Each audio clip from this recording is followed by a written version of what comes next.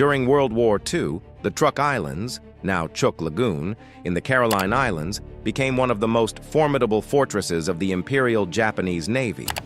Naturally protected by a nearly impenetrable ring of coral reefs with only a few narrow entrances, Truk Lagoon was often called the Gibraltar of the Pacific, a naval base so secure it was compared to Pearl Harbor itself. The atoll contained multiple airfields, seaplane bases, coastal gun batteries, and dense anti-aircraft defenses, guarding the safe harbors within the lagoon. Truk commanded the vital supply routes running from Japan down to Southeast Asia and the resource-rich southern regions, making it an indispensable strategic stronghold. However, by early 1944, the balance of power in the Pacific had shifted dramatically. From the southwest, the combined U.S.-Australian forces under General Douglas MacArthur had driven the Japanese from key bases in Operation Cartwheel, isolating major island groups across the South Pacific. At the same time, Admiral Chester W. Nimitz's U.S. fleet launched assaults on the Gilbert and Marshall Islands, building forward air bases only a few hundred nautical miles east of Truk. Pushed into a corner, the Japanese High Command began a gradual withdrawal of its main forces from the lagoon. In October 1943, Admiral Minechi Koga secretly moved most of the combined fleet to Palau and later to Indonesia. By early February 1944, U.S. reconnaissance aircraft PB-4Y spotted several major warships, including the battleship Musashi and the carriers Zuiho and Chiyoda, anchored at Truk. Alarmed, Koga rushed to evacuate the remaining capital ships. As a result, by mid-February 1944, Japan's carriers, battleships, and heavy cruisers had slipped away just in time, escaping the devastating U.S. attack that was about to unfold. Even so, dozens of transport and supply ships, along with smaller warships, remained inside the lagoon to handle logistics and local defense. Determined to neutralize this fortress once and for all, the United States launched Operation Hailstone, a massive carrier-based assault designed to cripple Truk before the Allies' next major offensives. The operation coincided with the U.S. invasion of Annihilated in the Marshall Islands, further aiming to destroy Japan's supply hub and prevent reinforcements from reaching the area. The attacking force, known as Task Force 58, was commanded by Vice Admiral Mark Mitcher under the overall direction of Admiral Raymond Spruance. The task force included 5 fleet carriers: Enterprise, Yorktown, Essex, Intrepid, Bunker Hill, and 4 light carriers, fielding more than 500 aircraft in total. Supported by a formidable screen of battleships, cruisers, and destroyers, the U.S. fleet set sail from Majuro Atoll on February 12, 1944, heading west to unleash a hailstorm upon the tropical paradise of Truk. At dawn on February 17, 1944, the U.S. fleet quietly moved into position about 90 nautical miles northeast of Truk. At 0500, while the sky was still dark, the aircraft carriers launched their first strike.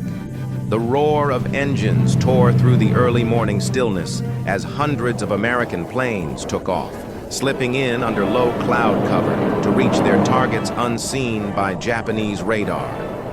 At that moment, there were no Japanese patrol planes in the air. Many pilots from Truk's 22nd and 26th Air Groups were on leave on the mainland, leaving the airfield short of ready crews. Worse still, Truk's radar system had a fatal flaw. It could not detect low-flying aircraft. All these factors combined to give the Americans total strategic surprise. Their first strike came out of nowhere. Around 6:30, as air raid sirens wailed across the islands, American aircraft swarmed into Truk's skies. Japanese pilots scrambled to their planes, desperately trying to take off and fight back as squadrons of fighters and bombers from Task Force 58 appeared over Aden, Haram, Moan, and Dublon Islands.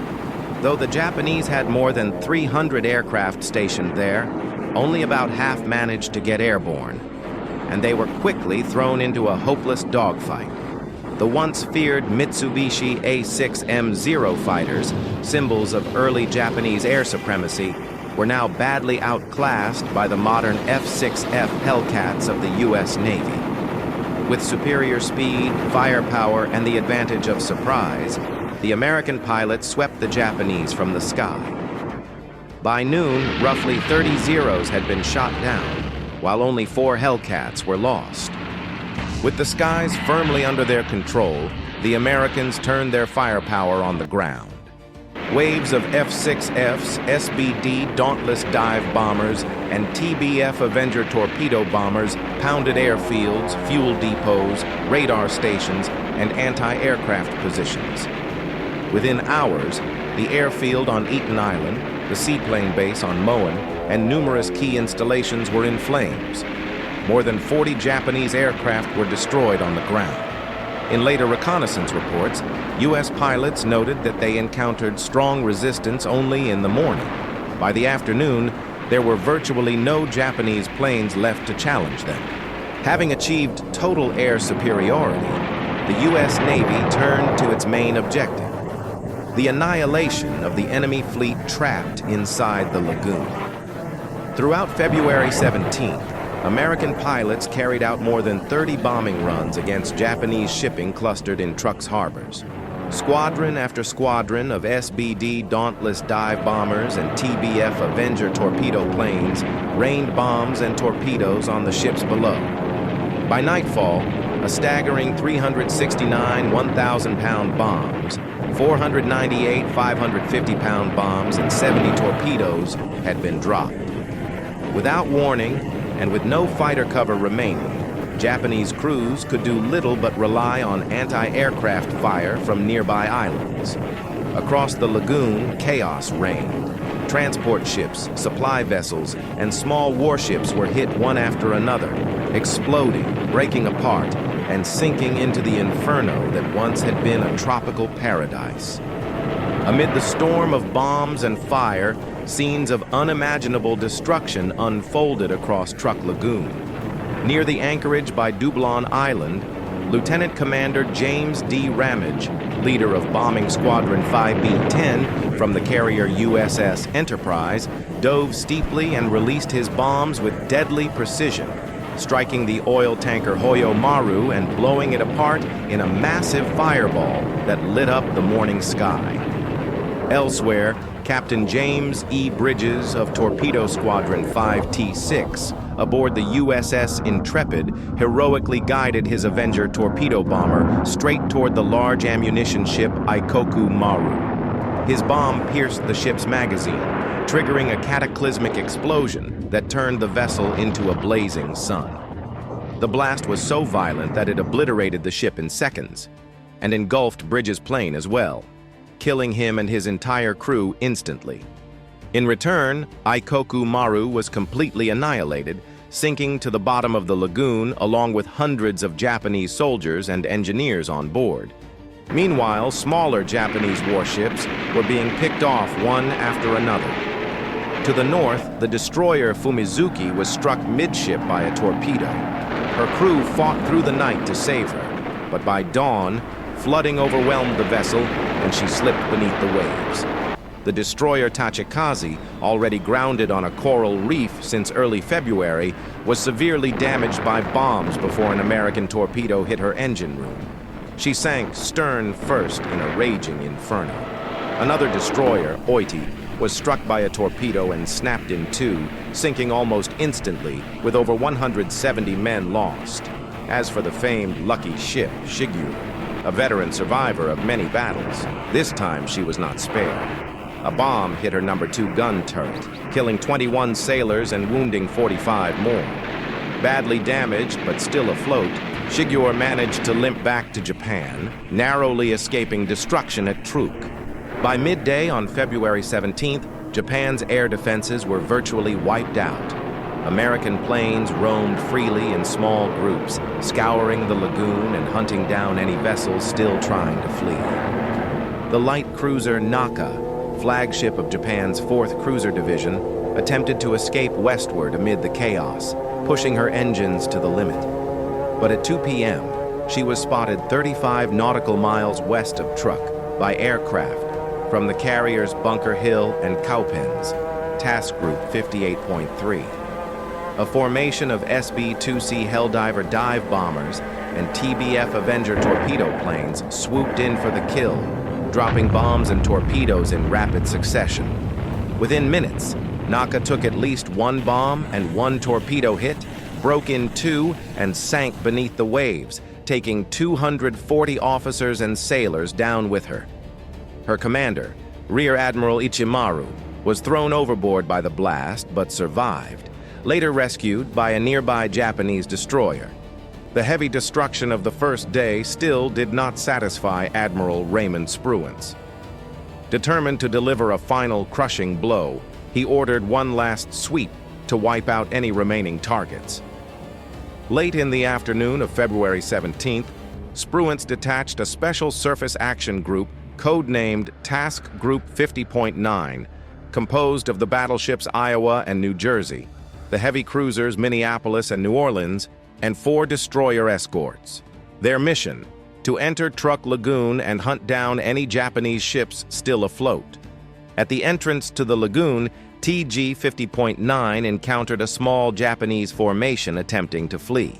It consisted of the light cruiser Katori, flagship of Rear Admiral Masami Kobayashi, the auxiliary ship Akagi Maru, the destroyers Maikaze and Nowaki, and the escort minesweeper Shonan Maru No. 15. This group had departed Truk just before the American raid began, but they were relentlessly pursued by carrier-based aircraft. The Akagi Maru was hit by 3 bombs, erupting into a blazing inferno that forced her crew to abandon ship. Upon hearing of the fleeing squadron, Spruance was eager to engage in direct surface combat.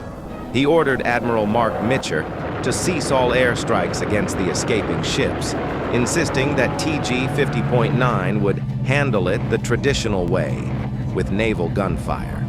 Standing on the bridge of his flagship New Jersey, Spruance personally directed the final battle of the day. The engagement was short and brutally one-sided.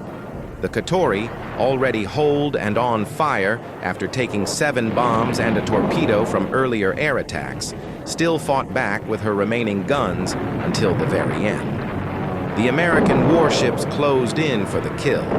The battleship Iowa unleashed a devastating barrage, 46 rounds from her massive 16-inch 406mm guns and 124 rounds from her 5-inch 127mm batteries, tearing the Katori apart. Simultaneously, the cruisers Minneapolis and New Orleans, along with the destroyers Bradford and Burns, fired additional salvos and torpedoes, finishing the doomed cruiser. Katori capsized and sank around 5 p.m., disappearing beneath the waves. Elsewhere, the destroyer Maikaze launched a desperate torpedo spread toward New Jersey, narrowly missing its mark, forcing Spruance's flagship to make an emergency turn to evade the deadly strike. Iowa immediately retaliated with heavy gunfire, while the American destroyers charged forward in pursuit. Maikaze was hit repeatedly, exploded, and sank with her entire crew. The escort vessel Shonan Maru No. 15 met the same fate.